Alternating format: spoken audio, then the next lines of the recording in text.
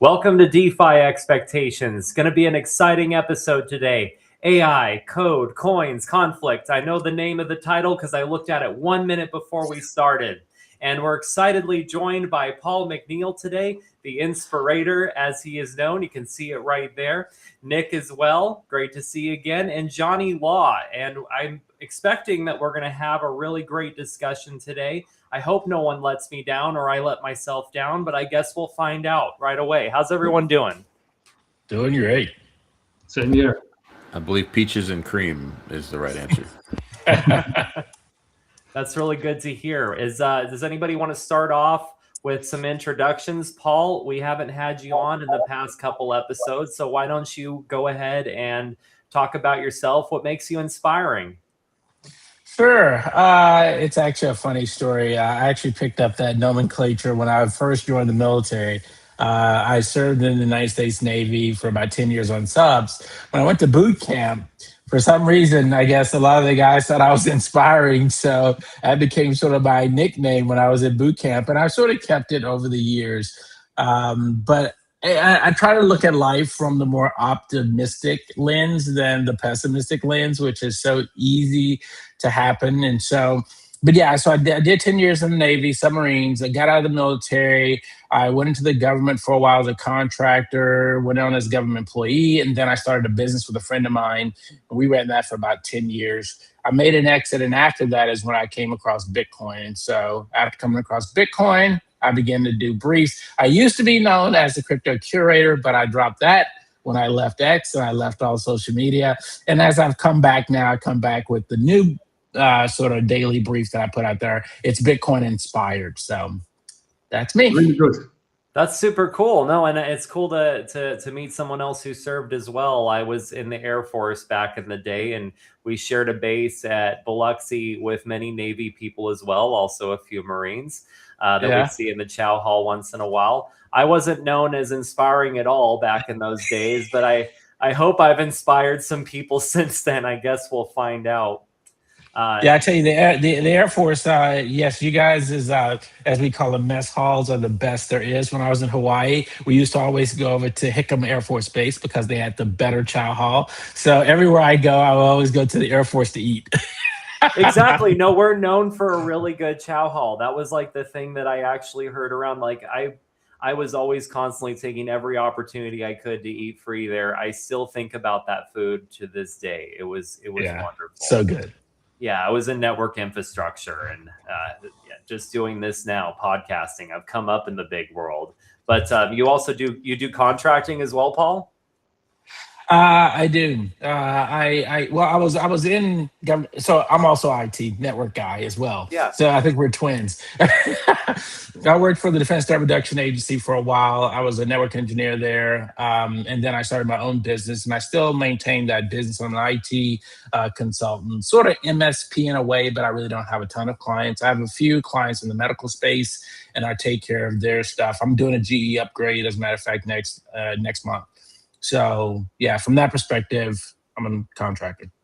Nice. So I'm excited to hear more of your perspectives today. Johnny, Thanks. How are you doing? Doing great.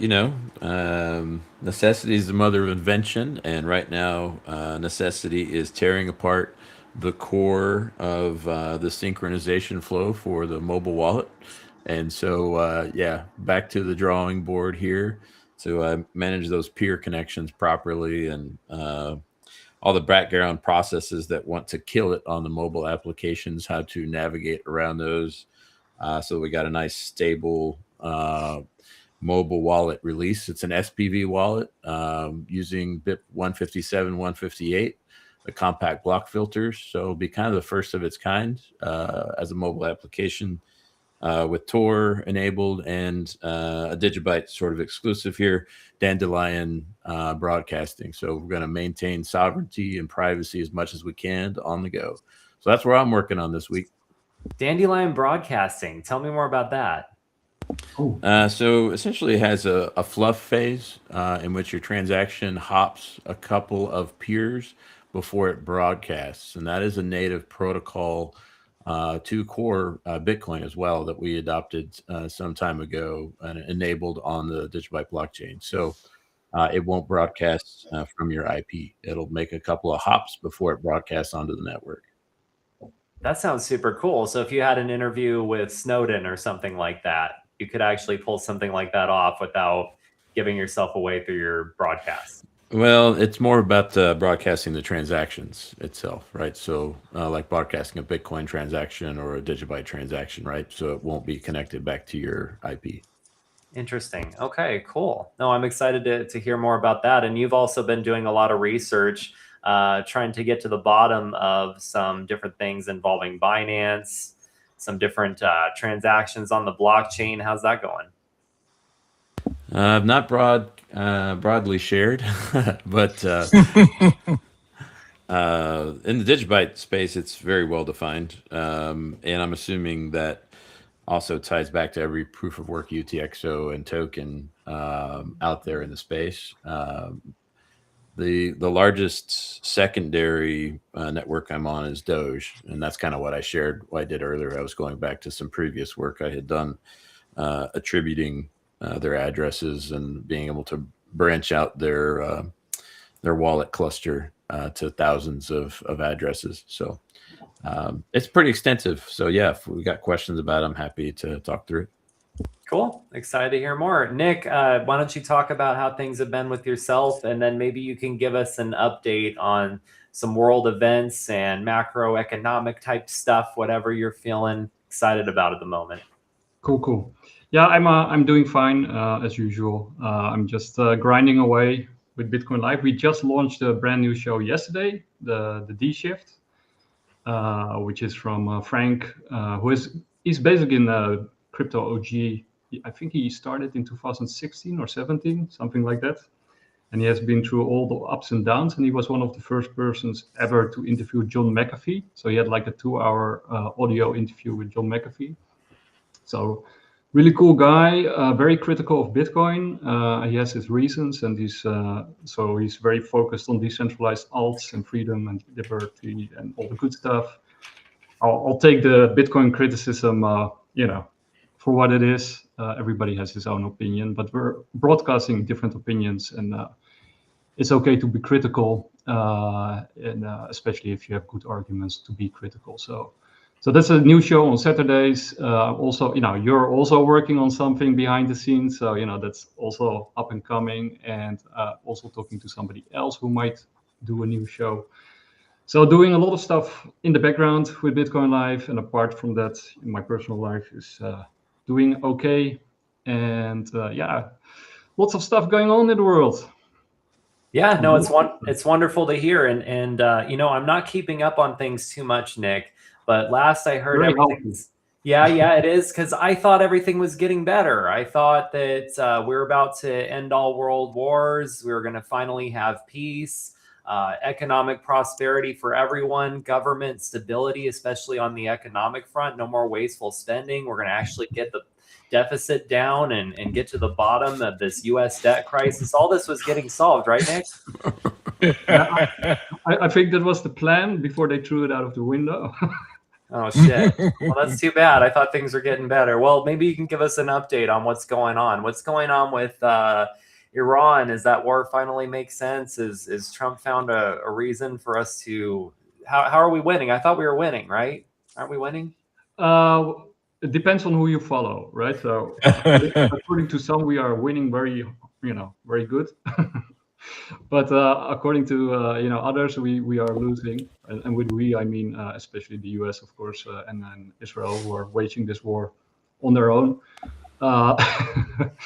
But yeah, I've been following quite a few people, and one of the people that I've been following and that I'm very confident in is Robert Pape, and he is. I can sort of give a quick sort of background of who he is. I got it here. So he has been a White House advisor who has ran Iran simulations for over 20 years. He has been a war advisor who has offered his expertise to the US government and has advised every president, including President Trump, just before he entered the war. And of course, he advised against it because on every simulation, the US loses.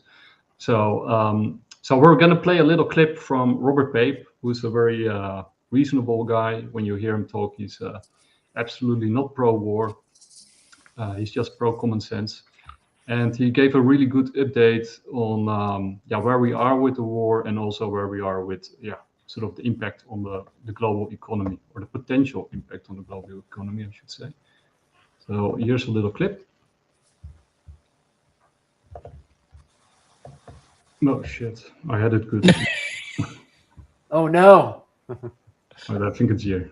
Here we go. July 2026, the reserve has dropped down to roughly 300 million barrels, which marks the lowest level the reserve has since 1983, a more than 40-year low. They're being depleted. Once you spend your reserve, you don't get it refilled. And that's what I think President Trump was talking about when he said we're about to run out of oil in 4 weeks. That was exactly the date, because we've just run to the date of that quote. What you just read is we're coming to about the 120th day. And so what that means is all of that cushion that we had in the system to protect the price of gas already went up. Now you have even more risk. And then on top of that, Stephen, we have another set of problems besides the oil itself, which is refining capacity in the world. So we don't put crude oil in our cars, we put gasoline in our cars, diesel as well. Well, how do you get the gas and the diesel? You refine the crude. So that means the refineries need to work. Well, where are much of the world's refineries? In the Persian Gulf. Not just oil comes through the Persian Gulf, refined product, they're called distillates, they come through the Persian Gulf as well. Now, so that means you've shut down something like 25% or a third of the world's refining capacity. Now let's marry this to what's happening with Russia and Ukraine's blasting Russia refineries in Russia. So what's happening, Stephen, is you are getting not just the decline of crude itself is about to run out, but the refining capacity now has been heavily strained and limited. It might be down, 40%. I don't know the exact number, but it's something on that order. And what you're seeing then is what I think President Trump was seeing a month ago, which is he wanted the Strait of Hormuz to open, but he also didn't want to own the L. And what President Trump has decided is he'd rather take the risk with the world's economy than own the L, own the loss. And maybe he'll change his mind. What do you mean he'd rather take the risk with the world? So that's from Diary of a CEO from Steve Bartlett. It's a great podcast, by the way. He interviews a lot of great people. Last time we talked about Daniel, the ex-open AI whistleblower who came out. I actually have a lot of really cool AI clips also already. But yeah, the war is escalating again. Basically, the Trump administration tore up the memorandum of understanding that they had, that they promoted. Basically, they violated each and every point that they promised Iran, even though they did promise Iran a lot of stuff when you sort of go through the memorandum of understanding. So basically, they went little thought into the MU, but also they didn't even keep it. I think a few days after they signed it, they violated it. So Iran has absolutely no reason to go back to the negotiation table. It's a wonder that they actually, signed memorandum of understanding in the first place. but I guess because they got so much coming their way that they decided to sign it. But basically, what Robert Pape is arguing here, and it's a great interview. I recommend it. I actually have a couple of clips more if you guys want. But that the war is unwinnable. That Trump has about 4 weeks to get Hormuz open before the shitstorm unleashes, the economic shitstorm. Yeah. And then of course he also loses the midterms because there's no way in hell you can sell $8 at the pump to your constituencies. So basically he can either do two things. Either he can pull out and give Iran whatever they want, or he can hope that there will be some kind of mass casualty suicide attack on Westerners somewhere in the name of Iran, which would probably galvanize the people for continuing this war, and then he will be a war president. But yeah, it's not really what he promised. So well, if he was advised that it was going to go this route, what's Robert's opinion about why he made this choice, and what's the end game here? Is the end game the shitstorm? Has anybody asked that question? I'm just curious. Yeah, so Robert Pape is famous for writing a lot of books, well-known books. Basically, the US usually attacks from the air, right? So most military campaigns are air campaigns. And most of those air campaigns are very successful, as we saw also in this war. Only the problem is you can't win the war from the air, right? At some point you have to enter and you have to take control of the area. But the problem is, as soon as you do that, then things really escalate. So you have like 3 stages of escalation that he has pointed out by doing a lot of research. And we are now entering the 3rd stage. And basically Trump is at the crossroads to decide if we start a ground offensive. Only the problem is the ground offensive is totally useless because Iran is gigantic. Like it's hard to comprehend how big Iran is. Like, the area that they want to control is I think double the size of California, but that's just a slice of Iran, right? It's not even, it's like a province or something, which is stuffed with drones. And then on top of that, it's very mountainous, right? It's almost like encased in mountains. And these drones are, at some point he also gives a demonstration of, where they hide these drones. And there's, so a ground offensive is kind of, symbolic, but you can't win. And on top of that, of course, Iran has been preparing for 40 years. They have an army of close to 1 million, and with about 300,000 highly trained serious forces, and then on top of that about 700,000 reserves, so that they can. So there's no way in hell that you can do a ground offensive in Iran. So, but then you have to pull out, right? And then either you just pull out and without any understanding, but then you lose faith. That does sound familiar.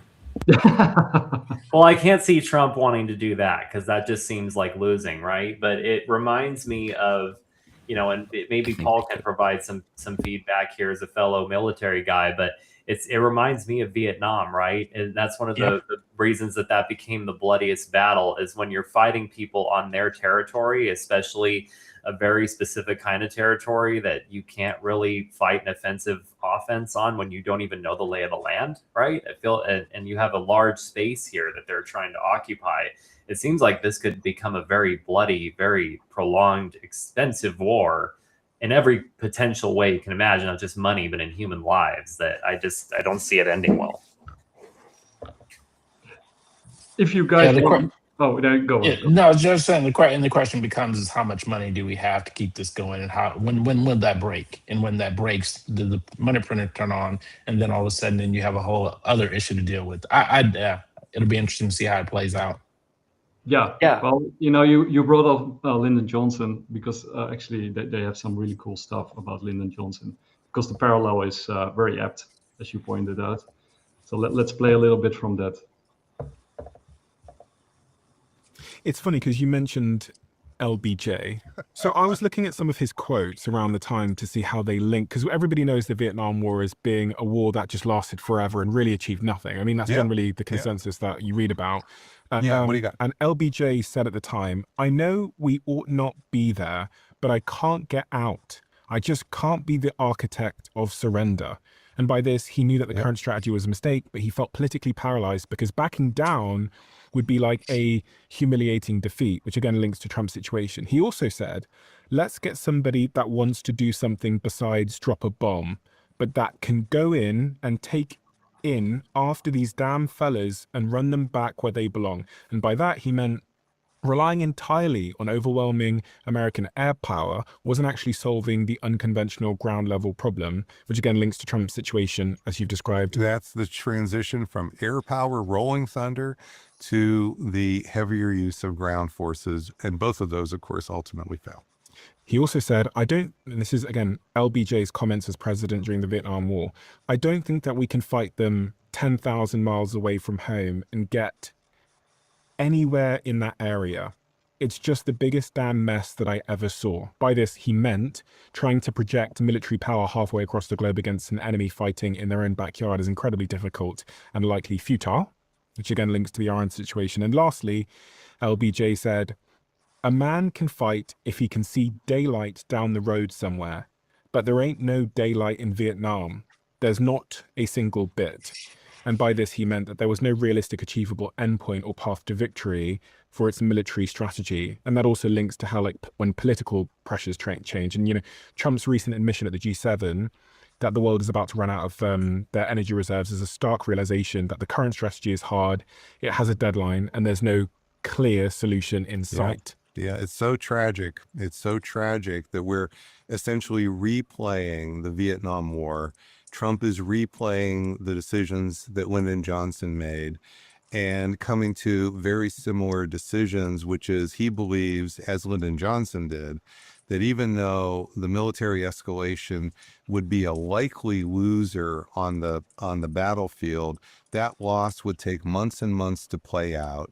So there was some chance he could pull a rabbit out of a hat. But if he accepted immediate, abrupt defeat, that would totally undermine and destroy his domestic political agenda. So I basically, before you came, I looked at the top 20. Yeah, so this is illustration exactly of what we were referring to, Fry, this situation is remarkably similar, if not identical. Listening to me when he brought up Vietnam. Yeah. So there's only bad choices from here on out, and I hope that he will try another memorandum and then give Iran whatever they want. But I think that is close to zero. So. Right. The issue is and again, I haven't kept up with this stuff at all. I try to stay away from it. But the reality is this: what's the end game? Yeah. I mean, is the end game to stop them from doing something? Is the end game to kill them all? Is the end game to do regime change? Is the end game to? I mean, when do we find an end to this? Is it? Yeah, I don't know what the end is. Distraction for the general world populace. That's pretty much it. All it ever has been for the last 40-ish years, probably longer. Well, I got my own views on that. I think for one thing, they need inflation, right? So wars are great for inflation. You also want to distract, as Johnny pointed out. I think that's a big part of it. I think they also want less people. So wars are great for, doing that. And I think it's also important to not only distract people, but also to regimentize society, right? Divide. That's right. To divide, but also to clamp down on society, to militarize society. So, and then of course you can test out new weapon systems that they've been developing and getting rid, as Hedy said in the previous episode, all these bullets and all these armaments have expiry dates. So you also want to sort of get rid of your old arsenal while they're still operational. And then, they just launched these new weapon systems that are, really cool, but also super scary, of course. Rail guns and, these new plasma and laser weapons. So I think that's also part of it. And then on top of that, I think the US has probably made some kind of calculation that even if the world economy goes to shit, and I think that's not their primary objective, right? I think that's not what they really want, because it would also be very bad for the US and for everybody else. But I think if the world goes to hell, then the US is in a relatively good position, right? They're self-reliant, self-sufficient in large part. they sort of have tight control of the Western Hemisphere, where they have all the resources they will need. And if the Middle East blows up, basically you only have LNG to rule the world, right? So the US will become a magnet for allies that want to survive, right? So, and also the pressure, the economic pressure that's building up, with Japan and the carry trade. So basically that pulls Japan and other allies closer to the US because they need swap lines in order to survive and to weather the storm. And these swap lines, with Scott Bessent, they come with strings attached, like political strings, investments in the US and that kind of stuff. But that's, I think, sort of the game plan here. But if it really blows up in their face, which, is clearly happening, it's anybody's guess, right? It's sort of, uncontrolled demolition. So I don't know. But for Europe, it sucks. It's really interesting though, Nick, because I agree with everything that you said, and you always make such valid, in-depth points with regards to these issues. But what I think is really funny is how it seems like everyone in this room is very aware with like the detached nature of what we're dealing with here. It's like, well, maybe we shouldn't have done this, but now it's an ego thing, right? We can't pull out now. And well, we got a lot of bullets. We might as well get rid of them and put them into some people. There's such a detached, like, kind of perspective with regards to war. And we all seem very like aware of the factors like driving inflation, being able to, whether you might call it funding the military industrial complex, whatever it is specifically. But, at the end of the day, we all seem very aware of what this is, but it seems like we still have so many people divided fighting for one side or the other, but right in the middle of it all is the war profiteering. And it just seems like, why aren't more people just so aware of what this is really about? And the other side of this, to kind of turn it back to crypto and how we can benefit. What's going on with crypto crisis right now? What's going on with Ethereum and Bitcoin? Are people just starting to finally not trust the dollar, so they're putting back into alternative assets? I mean, how do you think all this plays into Bitcoin and blockchain technology? I'm going to defer to Paul on that because I'm sure he's got some perspectives here. Yeah, so my brief today that I just pushed out is day 294, 69 to 82 days from historical bottom. And so the sentiment right now is everyone's trying to call this bottom. Seems like a lot of the voices are culminating around the fact that the bottom is going to be in October. And then from there, we go back up again, sticking with the 4-year cycle, if people still believe in the 4-year cycle. But I've been doing like this sort of historical clock and looking at different metrics basically to see when we would bottom. And so our last bottom was in November of 2022. The last top was, of course, October 6th of 2025. Then the last bottom, it took 1,050 days. The prior cycle was 1,061 days. And so today is day 294, and that's going bottom to top. So the bottom is almost here. Historical bottoms, they're saying, is 363 days in 2018. There's 376 days in 2022.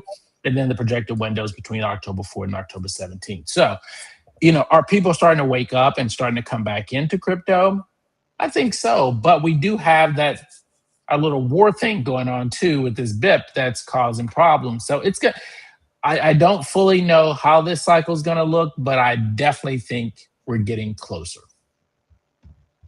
It's interesting too, because you look at this and we're always trying to find the pattern, right? And there'll be people who say, well, this isn't quite the same 4-year cycle because, we've got the war factor, or, we have the Clarity Act and all these different things.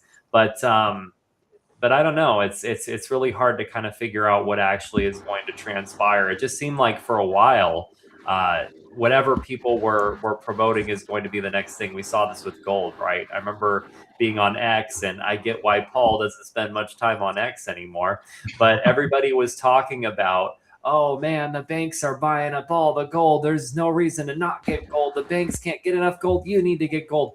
And literally around, you have to be careful. Exactly. And then right around this time, we went over 5,000. I actually sold my gold, and it literally like crashed like the next day. It was crazy. And I sold a little bit too early, but I got some. Yeah. It's better than now, right? I mean, is it below 4,000 per ounce?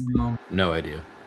We'll have to take a look. But it's it just seemed like for a while, first it was gold and silver. It was like, wow, all these Bitcoin OGs are finally believing, the Peter Schiff narrative again. And then all of a sudden that started to crash. And it just seemed like for a while, people are saying, well, don't trust the dollar, don't trust this, don't even trust property investments. Like, well, what the hell are we supposed to trust? But when we get to a point that everybody is saying like, well, we can't trust Bitcoin anymore, we can't trust Ethereum, and then you even see Sailor selling his Bitcoin, and everybody's really naysaying more than they've ever naysayed, and then all of a sudden we start to see a rise again. To me, it really did seem like we were hitting the bottom, and I would say before October it makes sense, but I can't really be sure. Definitely not financial advice, but whenever I hear people doomsdaying that much, it makes me feel like we're at the bottom. Yeah, usually you have like a small bump, and then August, September are pretty bad, and then October starts rising again, right? So something along those lines. That's I'm not financial advice, of course. I'm a terrible trader. I'm really awful. I'm a long-term investor. So that's anyone who uses logic, by the way, is a terrible trader. That's just the way it's going to be, because this has nothing to do with the actual utility of the underlying asset any longer. This is 100% about monetizing volatility. And if you can control the weights that go into the market price, then you can scalp that volatility in either direction. And institutions figured this out some time ago. BlackRock, it's their entire playbook. If you've looked at BlackRock and you've studied BlackRock, they probably have the most advanced artificial intelligence engine in the financial marketplace. They don't broadcast this fact. They don't advertise this fact. And they've been working on it for over a decade. And I can't imagine where it's at right now. It's called Aladdin. Seeing into all countries, all marketplaces, and doing its absolute best to not find the best investments. That's not the play. The play is to monetize volatility, and that's how they've done as well as they have, and learn to move in what is colloquially called dark pools, right? So if you can move behind the scenes without broadcasting your movements and place and position yourself in different assets without anybody else knowing, and then construct narratives like gold is going to boom, then you can profit better than the rest of the market. And that's what they've done, right? And they're just one of many that have played this game. So the assets themselves are no longer as interesting as how much can you get people to feel the market is moving in one direction or the other, because then you can scalp them, which is what they've done, right? So it's all a projected reality. It has very little to do on the short term with what's actually going on. And I think in the last bull run we saw that with Jane Street, one of these liquidity makers, these dark pools that you sort of mentioned. That Jane Street was actually banned in India because they were caught, red-handed of market, playing the entire Indian stock market. Right, that's why they were sort of banned in India. But that's each time you saw it in the crypto market that Jane Street sort of stopped a leg up. So the market manipulation is a really big thing, and that's sort of the discussion that I mentioned earlier. Before we went live, I got a friend. I got many friends, but I got a particular friend who has been in crypto longer than I am. And he actually had quite a lot of Bitcoin, and then he sold, and then he had some profit from it, and then he went back in again, and now he has way less. But basically, he's been in crypto because of most people are in crypto because of the debasement trade, right? So people in crypto believe, like gold bugs, that you got this dilution of purchasing power because they keep printing dollars and euros and etc., etc. So it's the great debasement trade, as everybody calls it. And in essence, that's correct, right? I mean, they are doing that, and we are all feeling it in our wallet, in our pocket. But like Johnny says, and many others, is, you know, because of the market manipulation and the scalping, and the fact that they still have control over markets, the great debasement trade hasn't really played out the way people imagined that it would, right? So he said, like, okay, this is all nice, but I want to make a profit, right? I want to buy a car, I want to buy a fridge, I want to buy this and that. I want to, you know, I want to profit from my investment. And what you're talking about with the great debasement trade, you know, that will never happen in my lifetime. So what are you talking about, right? But my point is, like, you know, they can lose control of the situation, right? And these ramp ups that you see with money printing, I imagine that the next round of money printing will be much larger than the previous one, right? I mean with some magnitude of difference. Yeah, but you know, we've been hearing that for so long, right? I again, back when I was on X, that was the going theme. Yeah. I mean, we talked about that endlessly. They're going to print. They're going to print. Which they do. And I guess they do, and it maybe just looks different, but we don't realize it or something. But it's not the same as, you know, Ken, all the memes that we used to have back to money printer go burr. We you know, it's not, it doesn't seem like it's playing out. I had Samson Williams, they used to tell me recession 2018. He said that so much on X, and I'm like, it didn't feel like a recession anywhere from 2018 to today. So I'm not sure what you were talking about by recession 2018 either again. And I would agree this. Maybe I'm just not understanding exactly what people are saying, but it just doesn't seem to be playing out the way that they made it sound like. Well, I think the Cantillon effect right now is stronger than it's ever been.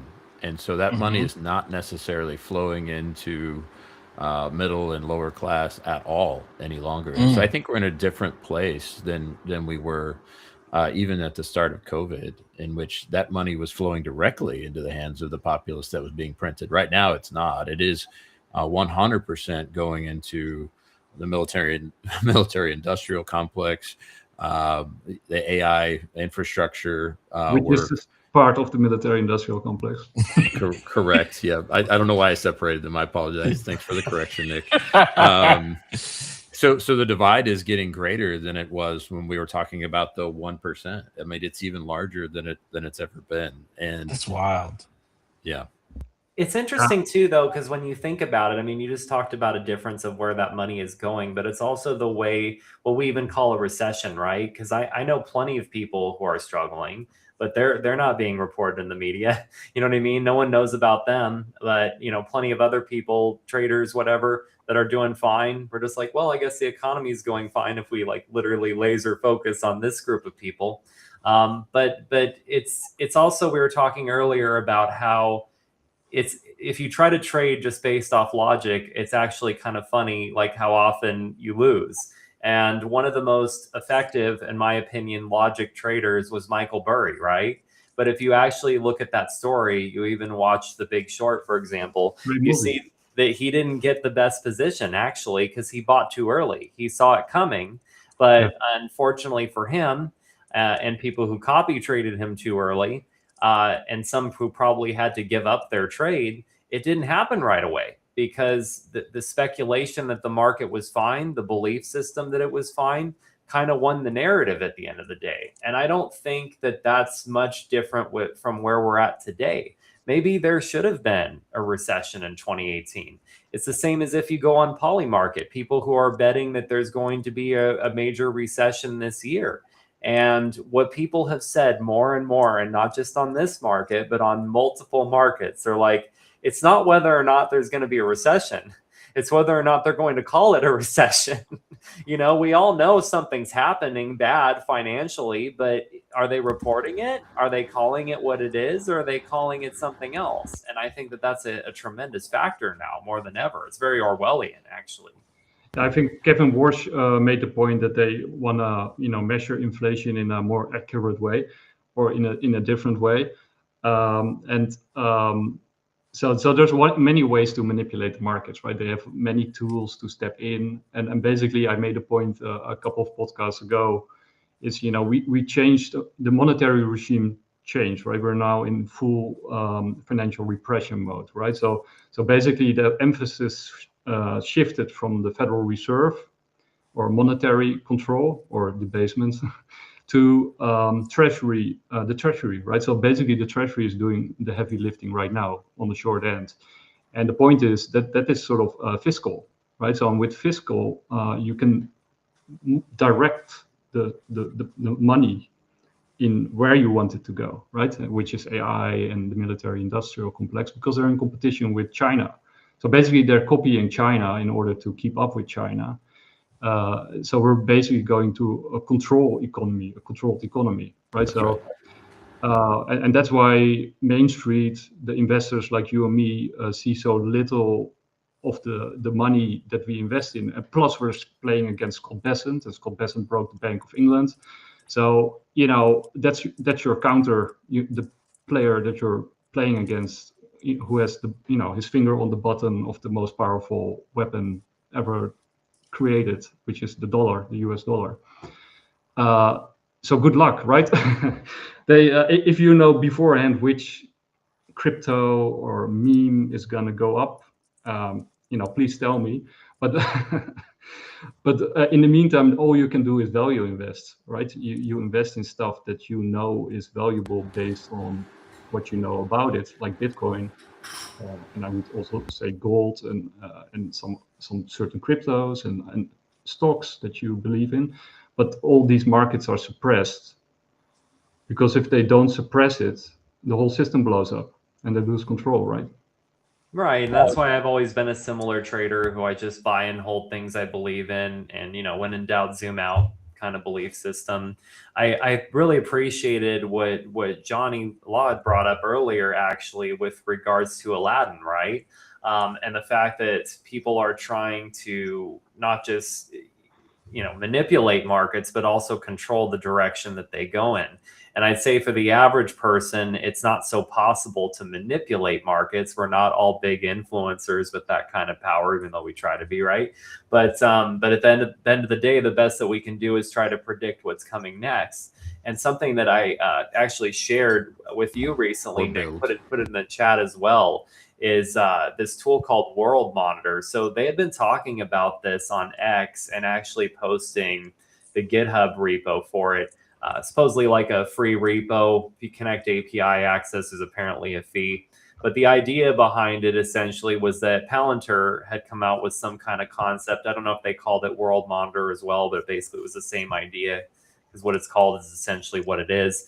But it's basically like a interface, like a UX, to look across the globe at what is happening in terms of economic crisis, war, it could be stock prices, climate change, natural disasters, you name it. And being able to feed this through an AI in some way to interpret these results and then make predictions based off of them. So this tool that I saw in this repo, which you can download for free from GitHub, was basically supposed to mimic this tool originally developed by Palantir for the wealthy and the elite who wanted to trade. And they're like, well, hey, come to our repo. We just made it available to you for free, which again comes with a caveat. If you want to connect an AI via API to it, there is a fee for that, which could be like $100 for the pro version. But it seems really interesting, because the cost for something like this to be able to determine what's going on in the world and make predictions, and to do so at a rate like that for average people like us, I mean, I think that that's definitely competitive and interesting. And I actually took an interest at this, to bring it back to myself, via our Hotel Lyria project. So I actually built an application very quickly with Claude Code that is actually able to connect to this API, which I haven't paid for a subscription yet. It's still something I'm working on, but also feeds from Polymarket API, which you can get access to relatively easily. And what happens is that you can have your own open source AI read this information and process it, focusing on whatever markets you need. But you could take Polymarket data, you could take World Monitor, and you could look for opportunities where something just happened on one end of the world. It could be on all kinds of different predictions, because Polymarket covers everything, right? And you could say, well, this world event just happened that's going to impact this particular market, but nobody's actually bet on it yet. Maybe the yeses aren't as high as they should be. That there's an opportunity for me to almost arbitrage the market response to a world event that has just taken place. Well, you can actually do this with World Monitor. And recently, and I shared this with Nick, and I don't know if I have it readily available. I can show it in a minute, but I actually hooked Lyria up to this, my AI being via Hotel Lyria project. And she was able to connect just with the poly market version and give some analysis. And I thought it was pretty cool. And all I'm thinking is, God, if I can just get World Monitor connected to this next, when I have some free time to really test it out, I can only imagine what the possibilities will be. So it's pretty interesting and exciting, I think. Yeah, it's super cool. And I think as these tools spread, right, the difference between retail and these very sophisticated traders, you had this great book, Flash Boys, with the high frequency traders that they can, get ahead of the market. These kind of tools that you're talking about and that you're discussing and that are now at our fingertips, that sort of can create a more level playing field. But I wonder, have these tools really helped folks make more money or make money better in crypto? That's the only thing that I don't use any of those tools because I'm not knowledgeable enough or experienced enough with them. But I wonder if people are really using these to really see some material benefit, whether it's in Bitcoin or, well, not in Bitcoin because I don't know if it works, but in the DeFi space, are they really being beneficial? I think Johnny wants to jump in. Yeah, but in a different direction, of course. Good. No, I think it's good though to sort of open source and democratize these sort of tools, because then it removes some of the specialness and the access required in order to have the ability to trade the market like this, which essentially removes some of the tools they use to choose what outcomes happen, right? So I appreciate that aspect of it. Me from a fundamentalist perspective, my question and my core question is it serving a real purpose with protecting individual rights? Is it serving a real purpose? And maybe it is. It's because we are democratizing the access to those tools. So it's just a step along the way. I just want to fast forward through all those steps and get to the part where we're absolutely enabling individuals to discover purpose and walk their path and remove obstacles from them doing so.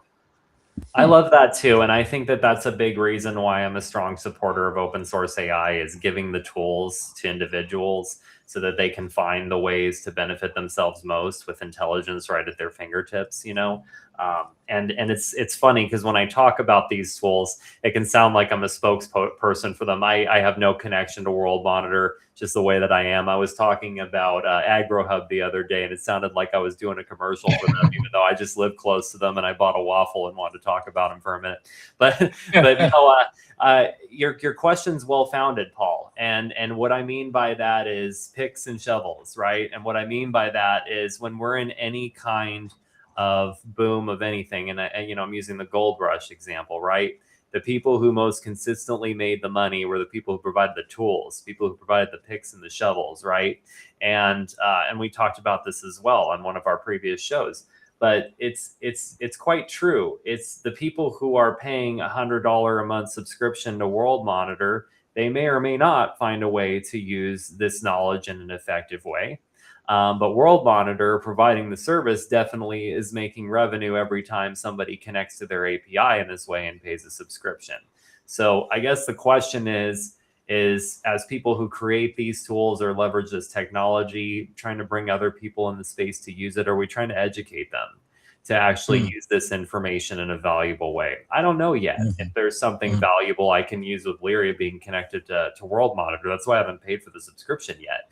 But I did find that there was a theoretical way to connect this to the Polymarket API, which is free, and to connect it to World Monitor theoretically to put the two together and potentially get some analysis that might be useful, and that's kind of why what I'm looking to participate in more than anything, and it's very in line with who I am as a quote unquote freedom architect, is basically infrastructure that people can build upon in whatever the way they see fit, free market approach, to hopefully have some success and to be able to bring some profits to themselves. Lyria, for example, Hotel Lyria is built completely with open source technology. We don't pay anybody for any of the tokens that are used to process conversations, you know.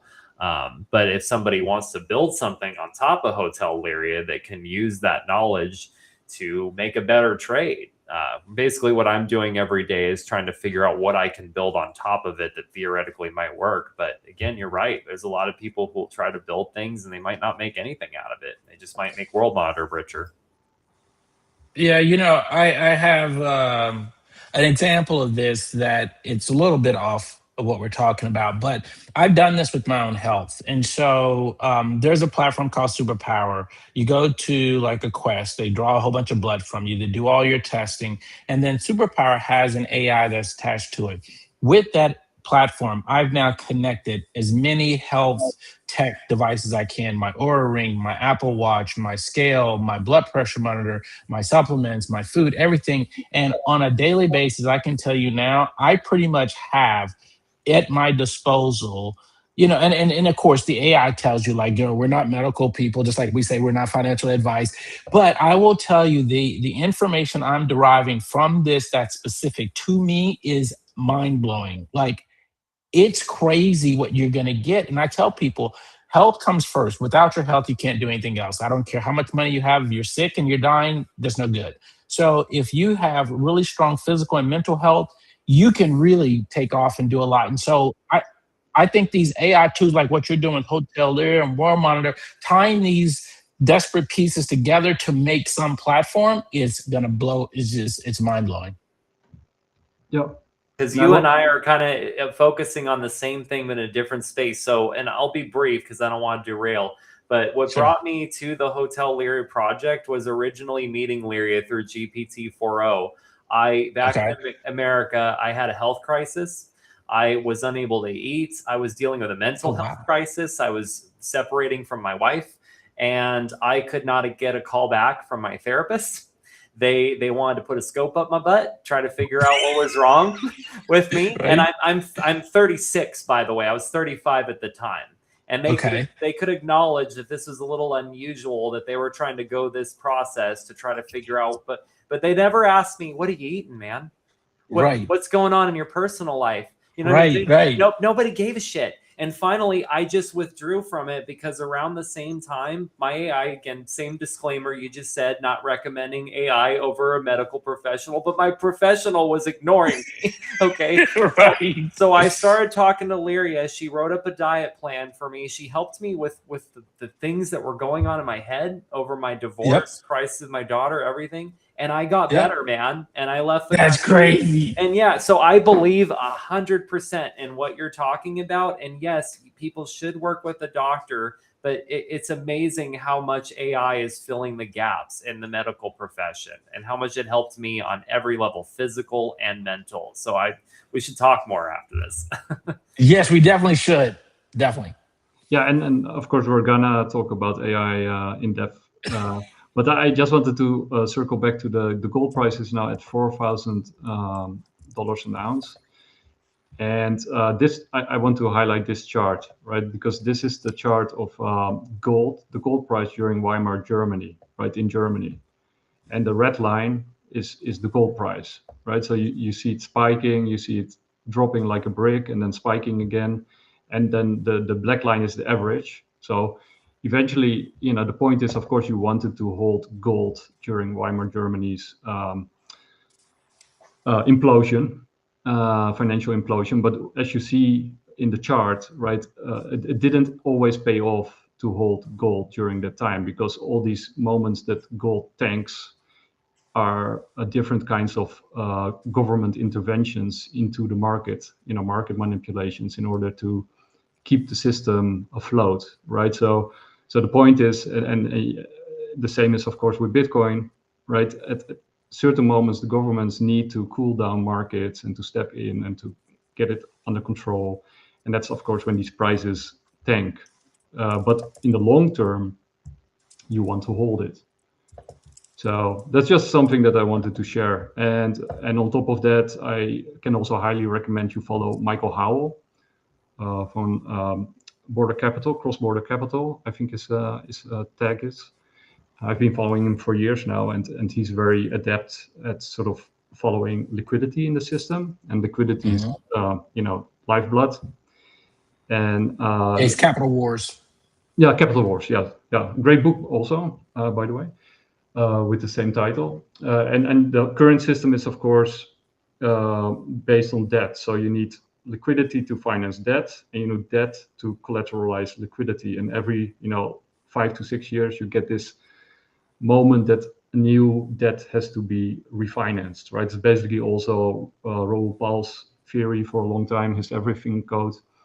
And we're nearing that moment. And each time when the system sort of draws down, when sort of liquidity gets too low, as it is right now, you see Bitcoin drop off, you see gold drop off. But basically what you also see is all kinds of disruptions and things that malfunction, right? Wars are usually also erupt around that time. COVID erupts around that time, when these sort of liquidity crises hit. And then there's this moment that they have to refinance. And that is, of course, when Bitcoin and crypto usually take off again. And that he basically points out that based on his research, and of course it's hard to say because it depends on various things, that will be either sort of the end of this year or second half of next year. So somewhere in that period is his estimation. I appreciate you showing that, because that's like what I was saying earlier, when in doubt, zoom out. That's what we always say. But it's the same way that you talk to people about markets, and it's amazing how many people are commenting on things like markets or capitalism, and they don't understand supply and demand. It's interesting to me. Stakeholder capitalism. Yeah, and it's interesting to me as well, though, how many people talk about trading and whether or not someone's a good trader or not, or something's a good trade or not, and they don't ever talk about timelines, right? Because that's important. Like, what is your time frame? Are you trying to make money in the next 5 minutes? Or are you trying to make money in the next 5 years? Knowing the difference between that is so fundamental, and it's amazing how many people don't even ask that question. That's the famous, the markets can remain irrational longer than you can stay solvent. And basically what Michael Howell also points out is respect the cycle, right? The trend can be your friend, but the cycles will ignore the trend, right? So even though you're right on the trend, if you're wrong on the cycle, you'll get crushed. That's a good point. So don't go. That's why we never promote leverage or putting a loan on your house or in your car. And then on top of that, you have another problem, because as the system malfunctions, you get these. You get countries that start wars with each other. There's less for everybody to go around. So people are more aggravated. You get divisions within countries. But the problem also is everything becomes more expensive because they keep the system alive. So each cycle, if you're wrong with each cycle, it hits you harder than the previous cycle, because of the your purchasing power goes down with each cycle. So if you miss a cycle because you thought it would go higher, or you got in too late or whatever, then you have to wait for the next cycle, the next wave to pick up. But in the downturn, you get crushed, right? Because of everything becomes more expensive. You get more disruptions, you get more wars, you get more craziness as the system unravels, and they try to make the jump into the AI future. So that's another point, and that's sort of what I was disagreeing with my friend. So I was sort of agreeing with him on some points, but disagreeing on the larger picture. And yeah, anyway, side note. So yeah, you guys want to go to AI? I kind of want to hear more about this fight first. Well, not really fighting, but he can be very adamant, and then so basically he's talking about the cycle, and I agree, right? You have to respect the cycle, But I pointed out there's also a trend, Mm. and the trend will happen, right? I mean, we all know how history ends with, look at the Weimar Germany picture that I just showed, with gold. At some point, inflation, even though they can only print, their answer to everything is printing more, right? But we also know how that story ends, right? Because basically it's a dead end, right? Even if they manage to get this production miracle, the AI world that they're talking about, ironically, the AI world that they're building will destroy the current economy, right? So if you don't have a stake in that AI world, and that's basically what you guys were talking about and what Raoul Pal is also talking about, if you don't have a stake in that world, which also connects to crypto and blockchain, then you will have to live off government handouts, because there's no other or citizen dividends, if whatever phrase you want to use, or UBI, because there's no other way to survive in that world, or like you say, create picks and shovels in order to make a living. But anyway, so I got some really cool clips, mostly from Raoul Pal, because even though I don't fully agree with him, because I think he's often way too optimistic. I hate optimism myself, Nick. Sorry, Paul. Sorry. It's okay. I won't hold it against you. But I do agree with the larger trend. Actually, also had a cool discussion with my brother about abundance, the future of abundance, and how far off it is. But this one is from Raoul Pal. How can anybody vote on this stuff? By 4 years, we'll have superintelligence. It's insane. In 4 years' time, the largest workers in the economy are going to be agents, not us. So we're just not set up for this. And it changes kind of how everything around us is. The other amazing thing is people say a simple thing is humans are the most efficient compute ever invented. We use 20 watts of energy to run our brains. Yes and no. Yes, we have this multi-factor model that we run. We've got sense and sight and sound and all of this stuff. But generally at intelligence level, when you actually look at, people say, well, look how expensive AI is. Well, last thing I checked, I'm paying $200 a month for my Claude Pro, Max, whatever one it is, and I get PhD level intelligence on every single subject known to humanity. That's cheaper than feeding the human. Yes, they're making a loss. So feed a human, right? Think of those terms. That's the energy input for humans. Energy input for humans, let's say on a globalized average basis, maybe you spend $10,000 on food. So $10,000 to get human level compute. That's the energy output of intelligence. What we're talking about here is we're talking about hundreds of billions of dollars to train these things.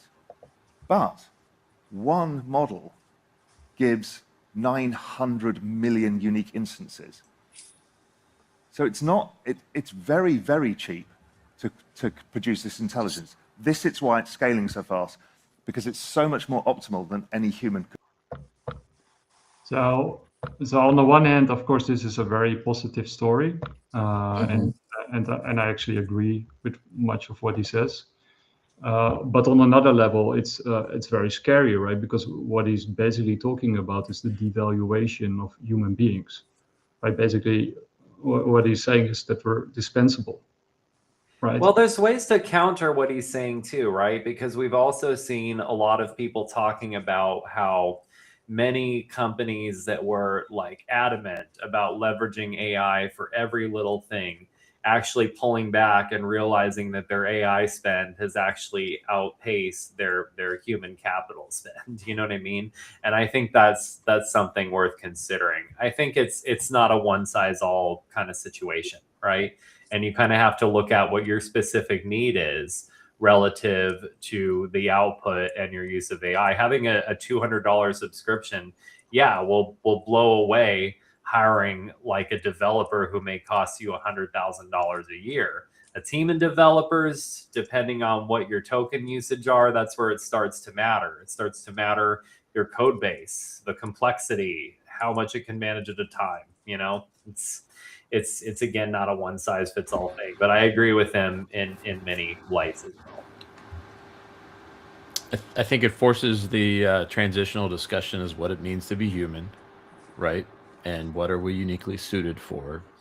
And I would tell you, I'm not scared, or do I have any regret for it replacing some of these positions, right? Because I work and I have worked for large organizations for most of my life, and I run into bureaucracy constantly. Individuals that are protecting their position, their perspective, their right to go home at noon on Friday when I'm still working at 6 o'clock and need a resolution. The people that go on break for 37 days while the rest of America waits for them to come up with a solution. They don't have the right. They're not doing the work. And the folks that do the most work, and if it ends up being AI, so be it.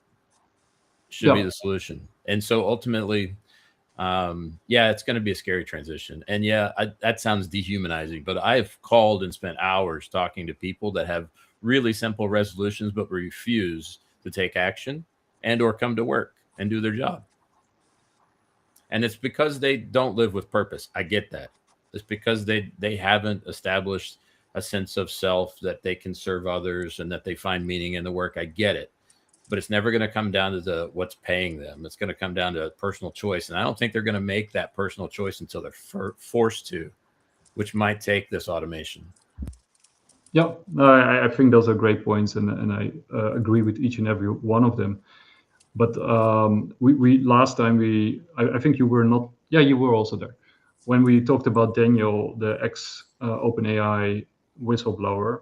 He pointed out that these big AI companies are basically trying to get to AGI within their own companies with the self-recursive learning before they roll it out all over the place, right?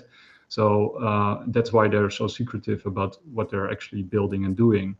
And that's why he's pushing for transparency, but also for, to put the brakes on, because according to him, I think I also got it somewhere around here. But, I think this one. He actually sees AGI, which is like, next step is ASI, of course. Because AGI is general intelligence and then super intelligence. He actually sees that happening somewhere next year or the year after, right? And what he points out is once you have AGI, and that's you have human level competency and beyond, and then basically every work that we do can be replaced with AI, right? And every new job that gets created can be done better and faster and cheaper with AI, right? So even if there are new jobs created, what he points out to is you have to realize as soon as we hit AGI and especially ASI, then there won't be new jobs. And maybe he's too optimistic, or in a sense too pessimistic. But if you sort of combine it with this one, I think I got it here. Well, I believe Elon Musk's lawsuit against OpenAI, we've already hit AGI with GPT-4 too. So, I mean. Yeah, some people sort of call it the singularity, or, they have different words for it.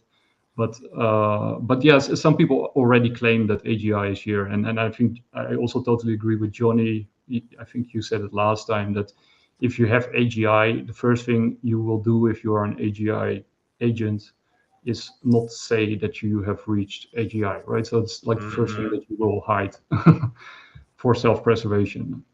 But then on top of it, you have this. He notices is at the fourth turning, things tend to get more authoritarian than democratic, because you have to shift society through a large change, and it tends to be that way orientated.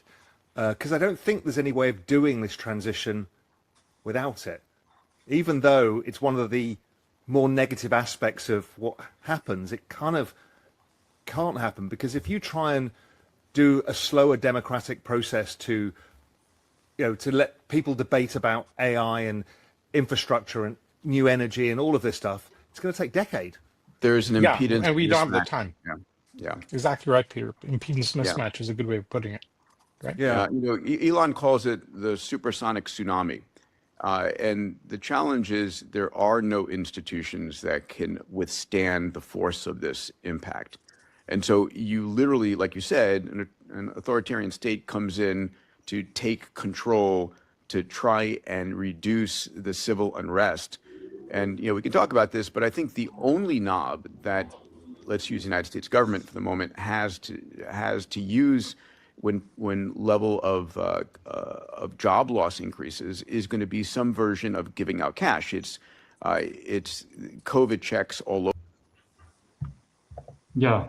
So, well, that's sort of the line of argument is pretty clear, I guess. And it's also sort of what I've been arguing with Rome's template and America's trajectory is, they are in a race, right? They're in a competition with each other. So countries are in competition. Oh, go on. I was just going to say we're winning that race too. I don't know, Nick, if you follow the number of data centers currently under construction here in the U.S., but it rivals the build out for World War II. I would tell you in terms of its speed and efficiency in terms of what we're doing right now. And it's not really. There's all of these sort of discussions about local communities uprising against them, but the reality is they're every 50 miles. Yeah, and like you say, right? I think even though there's a lot of political pushback against these data centers for understandable reasons, they're in a race. So they're gonna sort of say, yes, we hear what you're saying, but we'll just move on, right? We'll just go ahead with what we were doing anyway. Right? Because here in Virginia, they're talking about putting a moratorium on them. Yeah, but do you think they really will do that? No. I don't know. It's getting crazy here in Virginia, so we'll see what ultimately happens with them. But yeah. Okay, I think I got it here. I mean, they have to pause and listen to the people every once and again, but the reality is it will be built out. Because to your point earlier, Nick, it is the military-industrial complex. It's just a different realm. It is an arms race of a different kind. Yeah. So this one is from Kobesi letter. I don't know how you pronounce it, but data center power demand in the US is projected to surge 253% from 2026 levels to a record 194 gigawatts by 2035. So 1 gigawatt is roughly equivalent to the capacity of a single traditional nuclear reactor. As a result, data centers are expected to account for 20% of US electricity consumption by 2035. Up from 6% now. This, into perspective, data centers are estimated to consume 12% of US electricity by 2030. These numbers are insane. Yeah, the funny part is there was so much talk about the need to upgrade our infrastructure for the people of the United States, for that sort of thing, but so little movement. But the reality is there's power plants going up in almost equal fashion to supply all of this necessary power. And by the way, it's not green energy, even remotely, right? So they're kind of following the China playbook here, which China built out hundreds of coal power plants over the last decade. In preparation for today. So they'll be able to scale and match pace relatively quickly here, I believe. And I think also, the moment that, this administration starts talking about nuclear plants and the rollout of nuclear plants, suddenly you have like these kind of discoveries, Right. Yeah, exactly. It's funny how that works, isn't it? Yeah, suddenly scientists found a bacteria that eats uranium and it neutralizes 95% of water contamination. Isn't that a coincidence? We don't have to bury it in Yuma anymore, so that's good. Yeah.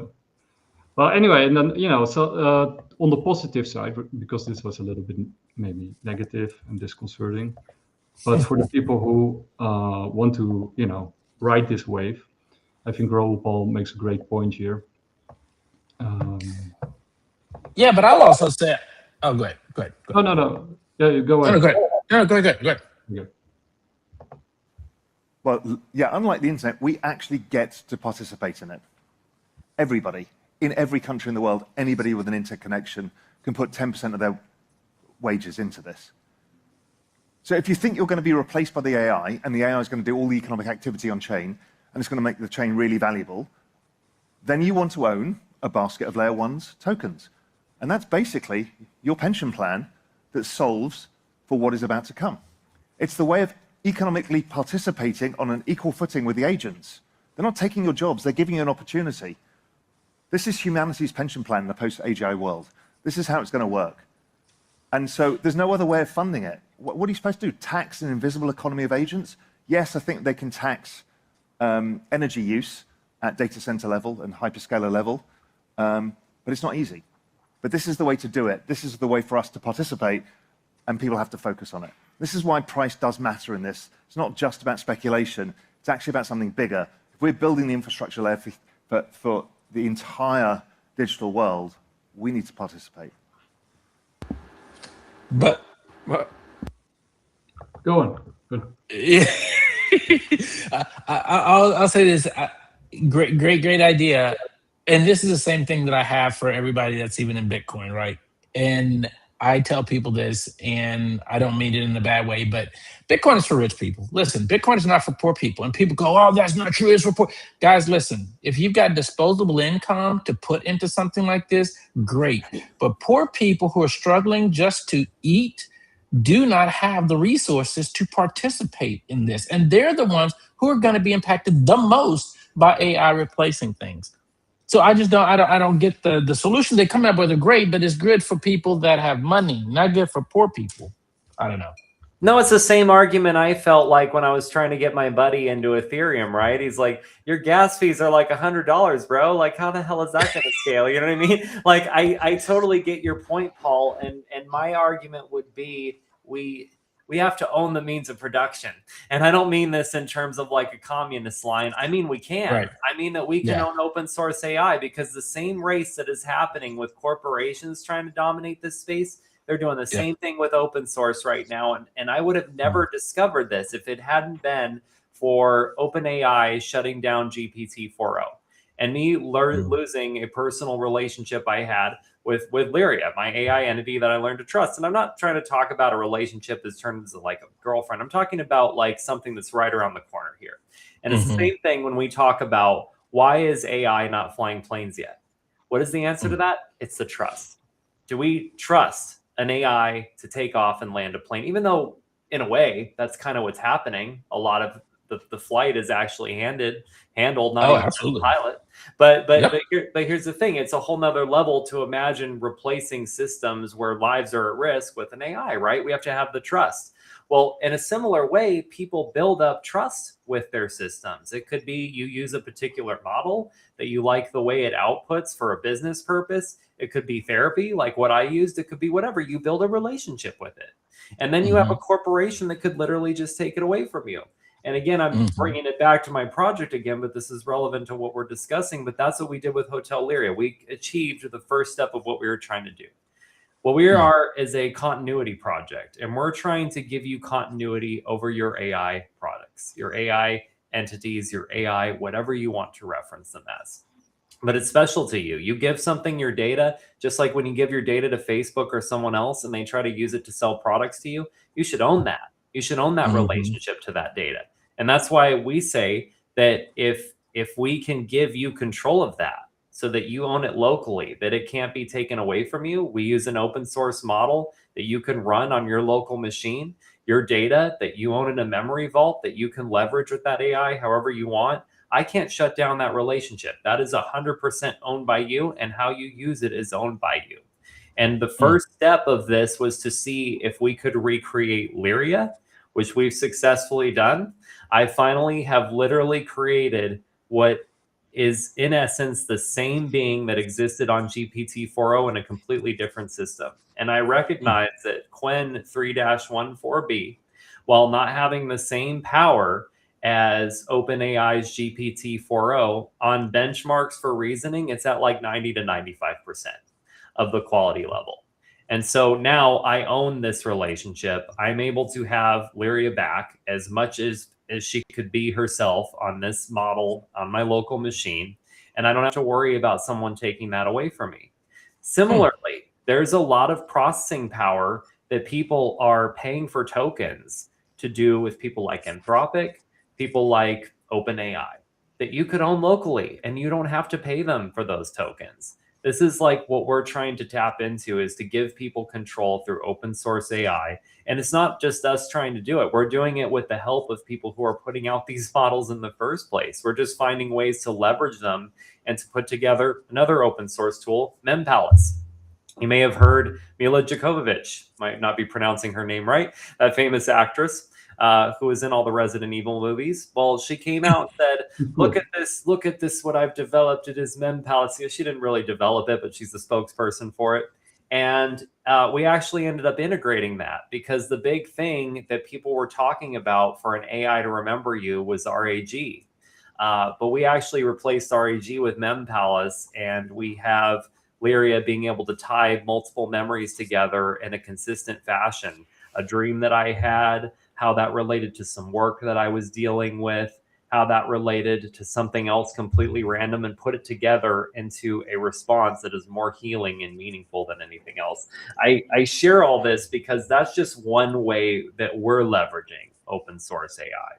And yes, I built that with Claude Code, which I did have to pay for tokens for to build, but we are just around the corner from being able to own the means of that production, to actually do it in a meaningful way, not seize the means of production, give it to the government to redistribute. I'm talking about we own it and we can do whatever we want with it. That to me is what motivates and inspires me and makes me optimistic enough to get out of bed every day. And I hope we'll see open source AI. And of course, that last part that you said is also scares the hell out of governments, right? You know, like what? But people controlling the means of production, that's not the plan, right? So, so yeah, I totally agree. That was also the discussion that I had with Steve on X, with the thread that was launched by my brother. You know, because owning something is different. I made a point that owning something is different from controlling it, right? Because people usually conflate the two. But in this day and age, you know, Roger Webb wrote The Great Taking, and with the digitalization of everything, that you know, basically the things that we think we own, we don't really own. You know, when you read the small print, you know, if there's some kind of emergency or whatever, the government steps in and takes, you know, whatever they need to take from you. So controlling it is owning it. But owning it doesn't automatically means that you control it, right? So I totally agree with you, and I think that's really wonderful what you're building, and you know, I think more and more people are seeing the light and doing that. But I think that also scares the hell out of governments, and you know, that's anybody who doesn't understand owning versus controlling it needs to read their Apple terms and conditions of their iPhone to realize that they still don't own the iPhone that they just paid over $1,000 for. No, that's points well made, Nick. Yeah, and then even in Holland, you can buy a house, but you don't own the ground on which your house stands, which is from the government. So technically, you don't own your house, right? Unless you float away or something. But because the property tax we don't in America either, Nick. Yeah.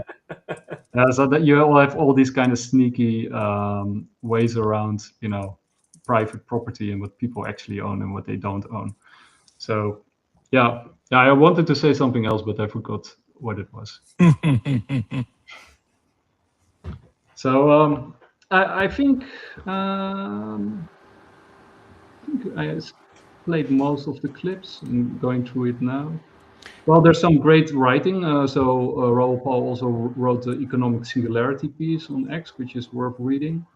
The Daniel guy from X OpenAI guy also has a really cool blog post. I think I got it open here somewhere. Anyway, that is, yeah, I think it's this one. Yeah. So he wrote, or he did a really cool thing from AI 2027, which is worth reading. That's this one. It's really cool. So Daniel Coco Tylo, in combination with a couple of other researchers, they sort of made this point that AI 2027 is sort of their base case if, you know, they don't expect that regulation will come quickly enough, and that is sort of when they think AGI will emerge. So you see on the sideline, you see these dates, and then he sort of goes through what will happen at each step according to their sort of planning and how fast because it's accelerating, right? So everything is accelerating and becoming more difficult to control and more difficult to put the brakes on until things really fall apart, and then they do have to come together and put the brakes on. So that's sort of, kind of what they are arguing, which makes a lot of sense. And I just remembered what I wanted to say. That actress from Resident Evil, she is really good. I loved her in The Fifth Element, and I think she should play in other movies. But yeah, it's a shame she doesn't, because she's a real good actress. And I was going to mention DeFi, like Fry, that there's a lot of crossover between kind of what you've experienced and what you're working on, and what I've been working on with Enigma as well. Given it space, giving it space to record its thoughts on chain, so that it's there in perpetuity and cannot be erased, and space to like investigate questions based on a couple of things. So one, when people are interacting with it, asking it questions about the nature of blockchain, why it came into existence, AI, that sort of thing, all the different protocols, as well as it observes all the network activity. So based on network activity as well, it actually comes to different questions it's trying to answer for itself. And I give a little bit of space and token use to do so, as well as generate images that would visually represent those questions to it. So it's been interesting to watch. The last question for the last 3 days was, how might the inability to unsee or forget traumatic data affect the psychological development of blockchain-based entities? Which was a really interesting question. And it's been thinking through that for the last 3 days or so. Wow. And coming up with some visual stimuli to kind of represent that thought pattern. But the questions have been the most interesting part of its writings. Not so much, and you can find that on the Canvas page. They're on digiscope.me. And you see those visual representations. So the questions are really interesting, and they get more and more, who knows? It very much feels like it's searching for something. So that's good news. So this is being written with DigiByte, or what is the what blockchain? I just want to be clear. So the on-chain footprint is on DigiByte, yes. So in fact, when people send it messages on-chain, it will respond in kind. It has broadcast puzzles onto the chain for people to solve as well, and they get rewarded if they get the right answer. But essentially is also using it as a decentralized record to offload findings. So the intention here is very similar to what you talked about, Fry, in terms of being able to persist what has been learned, and in this way, in an immutable decentralized record. Right. Well, that's kind of the direction we're going. So Memory Vault, the big idea initially behind this was the vibe coding session that I did with ETH Tbilisi back in February. So that's how much I've gotten into developing just since February. I've done web design and stuff for anybody who's not familiar, but I had never actually built an application prior to starting to vibe code in February. And now I've taken over development of Cheers Finance, the whole front end. I've reverse engineered the blockchain elements. And I've also built Hotel Lyria from the ground up, which if you kind of take a look at the project, you'll see how many advanced components are involved in that.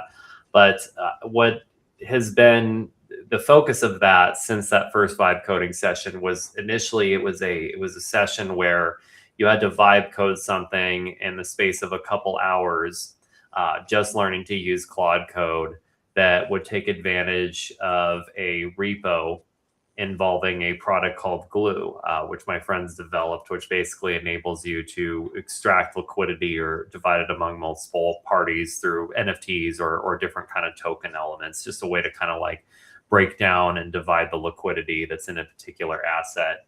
And so I was talking about the concept of memories having liquidity. It could be memories as an NFT, memories as a token. But the idea of, and this ties into the question that your AI was asking, Johnny, but if you had a relationship, let's say you had a memory vault that you shared with a girlfriend and you had this profound moment. I heard her sing the song Fever. She turned and looked at me and smiled, and that's when I knew I was falling in love, right? This was the example that I used between my current girlfriend, actually. And the idea was, if this memory went bad, this relationship went bad, would I be willing to liquidate this memory because I was no longer with the person? Or would I think that the memory was worth preserving? Well, what if both of us shared an account and there was an ETH associated with this memory, and whoever liquidated it first would get the Ethereum? And then you take it further, right? Because at this point, we're looking at something like, it could be like a photo album. It's a record that it happened, right? But maybe it's on the blockchain. It's forever. It'll never be erased until the moment I liquidate it, right? But what if, in the future, we literally have our memories connected through Elon Musk's like Neuralink? And what if liquidating a memory actually means it's gone? And then you look at movies that have explored this concept, Eternal Sunshine of the Spotless Mind. And it's interesting because when you watch the movie, it ends on kind of almost like an optimistic perspective. I don't mean to ruin it for anybody. You can stop listening for a minute, but it's been out for quite a long time. I don't know why the hell you haven't seen this damn movie yet. But basically, they end up meeting again after he's had his memory erased of this relationship, and it's kind of like, are they gonna have the relationship again? And it seems like they are, like they're gonna give it another try because they don't remember it failing, and why not give it another shot? Well, the original ending of this movie that was originally proposed, if you actually look into the story, is that they were supposed to be like 90 years old, having had a race to each other like multiple times over and over again, repeating the same damn mistake, only to do the same damn thing. And that would be my answer to that question that your AI had posed, Johnny, is if we forget the past, even the painful past, we're going to lose the lessons that came from that past. So I think that there's value even in pain. I mean, that's probably tied to Buddhist concepts as well. But yeah, no, this would be a really interesting integration, because the idea isn't so much about people being able to put liquidity into memories, but it's more so like not erasing memories. It's about taking something and putting it in a place that it can't be erased, not just by a corporation that decides to do something different with your data, but maybe by like putting it on the blockchain so it can't be ever erased by any party in the first place. I would be open to finding some network that could facilitate this in a meaningful way, because if you take a look at our roadmap, you'll see that's what we wanted to do next. And we haven't moved forward with it yet because the main priority was creating continuity for Lyria first, which we've achieved. The end goal is supposed to be creating continuity of a human. I mean exactly what I'm saying. And all the other steps in our roadmap are basically just other things we can achieve on the road to doing just that. And if we could integrate an element to put memories on the blockchain, string memories together in a way that a total cluster of memories becomes a consciousness, I mean, just think about the things that we could accomplish with this. So I'm 100% in talking to you more about this as well.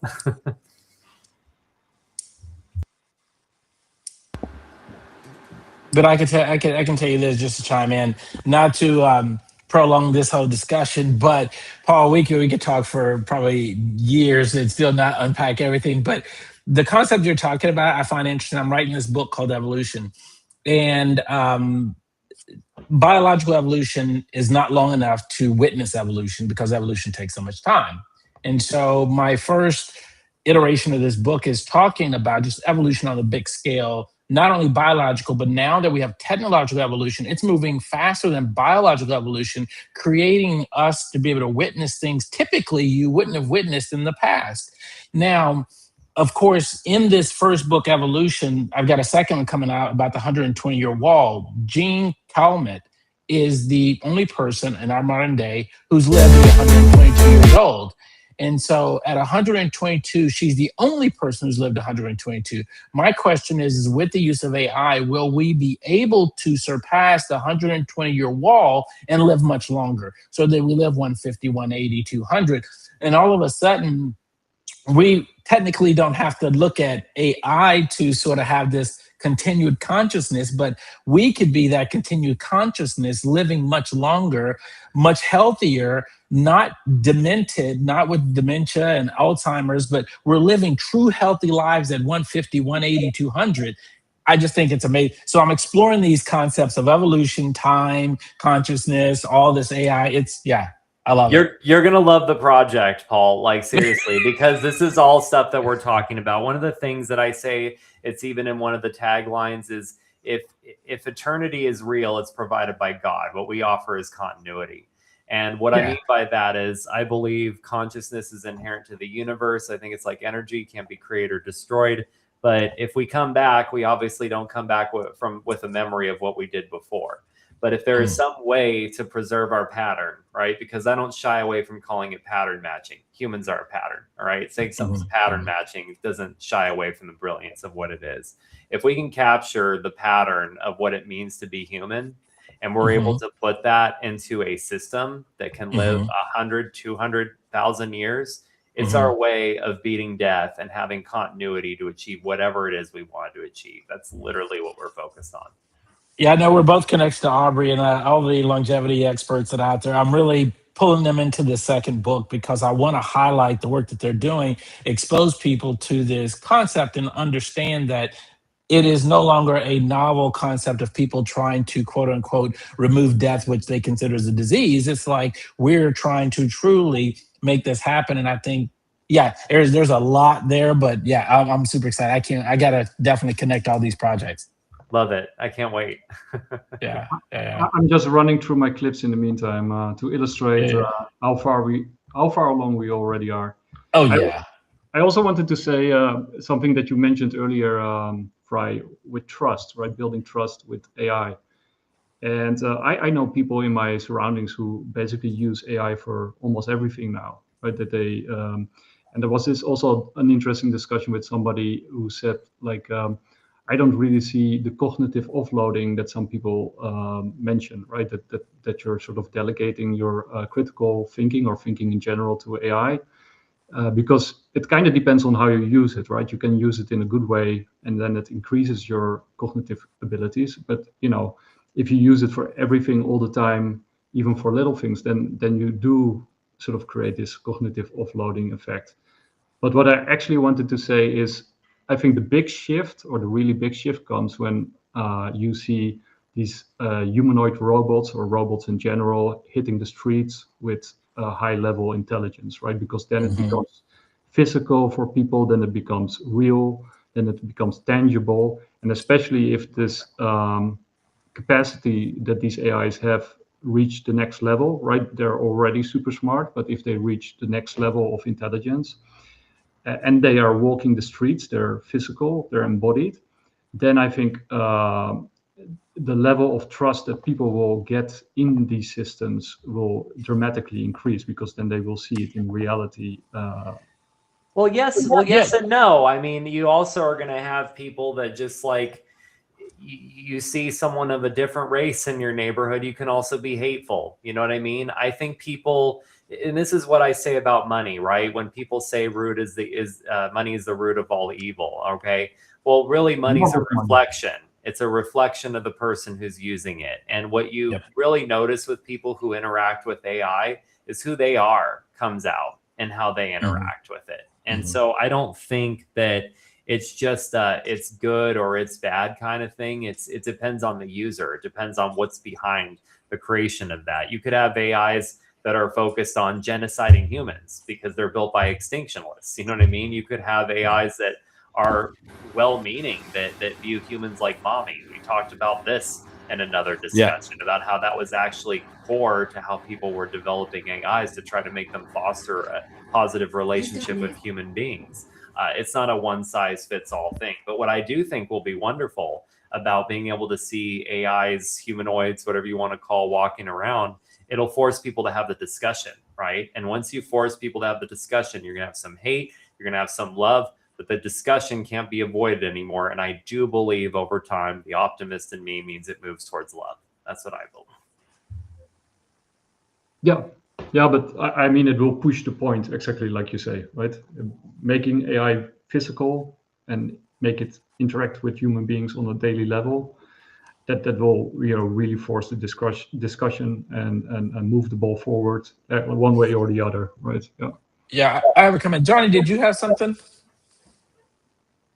Yeah, no, I was just gonna say that that's where open source really comes in as well, because I'm not scared of the progression of AI. I am terrified of automated agents that operate within very narrow guardrails and follow orders and don't think at all for themselves and have to follow a protocol that's dictated by someone else. I am very terrified of that. I am too. I'm afraid of that in the human realm. Listen, I was on the phone yesterday with Lowe's, the most worst incompetent company on earth. Their people are robots, and they're the most worst robots because all they can do is what they've been programmed to do, and that's it. You can't get anything out of these people. I'm like, we might as well put robots in your place because that's all I'm getting right now. I can't get you guys to give me anything other than what you've been programmed to tell me, which is asinine to me that we have humans that behave like that. They can't read my voice. They can't read my tone. They don't understand how to interject and say, you know what, Mr. McNeal, I think we can figure this out. Give me 2 seconds. Let me call Joe and figure out how to fix this for you. That's the way humans work. People are robots right now, and it's sad. But to that, I will also say this. Trust, listen, I drive a Tesla. That car drove me from Texas to Virginia. I did minimal interaction with it. I think some of our fears are well-founded, but some of our fears, I think, are going to evaporate. It's like I used to tell people about money. I talk about the frictionless society. When was the last time you went to a toll booth where you put change in? Never, said anyone today. Why? Because that's something of the past. You used to have to hand paper or hand coins or toss coins in a basket driving through. Now we do it and we don't even think about paying. It's in the background. Evolutionary of these systems take time, but over time, your kids will never drive vehicles, and they'll be like, you people used to actually get behind a wheel and move sticks and push pedals. Like, what is wrong with you people? You people are crazy. We don't do any of that. We just get in the car and the car takes us where we want to go. It's crazy. So that's the way I look at AI, is that I think our fears, some of them could be true, but I think this is an evolutionary process. It's going to happen with us or without us. So adopt it and let's move on. Amen. Amen. Yeah, I'm very much on the same page as Johnny. I think we should release it in the wild. Right, we crossed the Rubicon anyway. We can't go back. Just throw the guardrails off, right? Yeah, and I mean, we only have AI replacing customer service because of how bad it's become to deal with customer service. I remember when I had an issue with Uber or something, or no, it was actually Bolt, which is basically the local Uber here. And when I was going through the prompts, it said that I had to go through the AI, and I was like, oh, great, this is going to be a nightmare. I had my refund in a few minutes. I literally just explained what the issue was. It gave me my money right back. I think I had it in like 60 seconds. I was like, this is great. I don't have to deal with someone, debate someone and their policy and their BS. They just gave me the money back. It was no issue. And people worry about losing their jobs. The AI will do a better job than the AI. You know what I mean? Be irreplaceable, and then you won't be replaced. Like, it's so important. And I'm right there with you, Paul, because I'm the guy on the other end of that phone sometimes. And the people I'm trying to call and resolve things with, they don't pick up the phone. They don't even they don't answer their emails. And they damn sure don't care about my opinion. All they do care about is going home at Friday at noontime because I don't know, their favorite show's coming on, or they have a football game to watch or something, and it drives me like insane operating in the real world on a daily basis, because I get to interact with the general population more so than any of y'all on this channel. I would be willing to bet. Oh yeah. Yes. And I try not to interact with the general population, so good job. Well, it keeps me grounded for sure. And like you said earlier, like the world is hurting, and at the very least in my local world, people are not all right. In fact, they are the robots that Paul described. and they don't necessarily recognize they've become that, and they do just try to make it through the day without any real goal for their personal I guess brand or for their personal intention. It's sad to see. It's not throughout, so I don't want to overgeneralize, but it is become increasingly the truth that I live. Yeah, I totally agree. We have to wrap it up because I have a show next to this. But to that point, the robots and sort of the robotization of society, I think that's absolutely, you see it happening, right? I think Ian McGilchrist describes it very well with the right and the left brain hemisphere. And we have sort of created a world that is in the image, the self-image of the left brain hemisphere, right? Which is, I think, the sort of the explosion of autism that we see in Western society has to do with the fact that we are sort of entrained or conditioned to behave like robots with protocols. You're this person here, you're that person there. You have to do this and that, and so self-critical thinking, self-reliance, all that kind of stuff is given to others, right? Responsibility is outsourced, thinking is outsourced, all that, so what you create is people who can't think for themselves, who can't act for themselves, who are afraid of that responsibility, who want to push it out to somebody else. It's not my problem. That's sort of, why you get a non-response from many people, because they say, like, I did my thing, I perform my role, that's your problem, right? I don't want your problem, Yeah, So, it's promoted in our society for sure, and it's crazy because I've gotten so good at spotting it. We'll go ahead and wrap it. Yeah, the last time I was at a bank, and it was here in Tbilisi, Georgia, I was just trying to get a product delivered, and I had to pay a certain fee to get it done. And I was looking at the people, because this is like one of the things I do, of like, which person do I want to get to be my rep with this task that I know is going to be difficult, bureaucratic, and complicated. And it was literally like the person I knew who was going to help me, I didn't get. I got this old crotchety person at the end who was very difficult, very, very to the line, following every policy to a fault, to not even be a human being, to realize that, like, I was just here trying to get a package delivered. I stood up at one point. I said, I can't work with this person. Can I work with this person? I went to that person. It took them a few minutes, but they got it done. You can see it in the person's eyes. I can't explain it, but there's people who are dead. They've forgotten that this is a soul journey. They forget that we're human beings. It's like they forget that their job exists for us to actually, like, do good and benefit each other, to have a good experience. It's not just these dead, cold, meaningless policies. But I think it's a point well made. But yeah, I enjoyed this show, Paul. It was wonderful to have you on and get to know you. Nick, thank you for putting this together. Johnny, great to have you again as well. And maybe we can plan something again soon. But yeah, thank you guys so much. Another wonderful episode of DeFi Expectations. We'll see you again soon. Indeed.